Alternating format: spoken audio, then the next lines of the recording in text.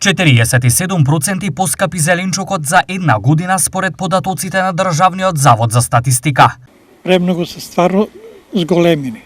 Зголемени се просек 10%. Отприлика 10%. Па малку. Да, се е зголемено. Поради драстичното намалено производство, значи ова година, за разлика од минатогодишната реколта, имаме драстично зголемување на цените на зеленчукот.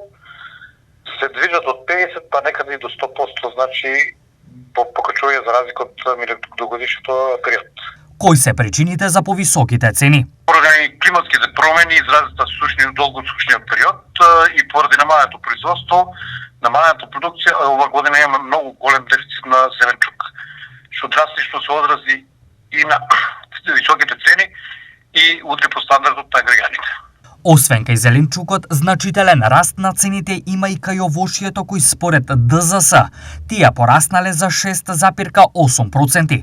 Споредбено цената на житарките, како пченицата и оризот, тие се намалиле за 11%, а на компирот за 3,9%.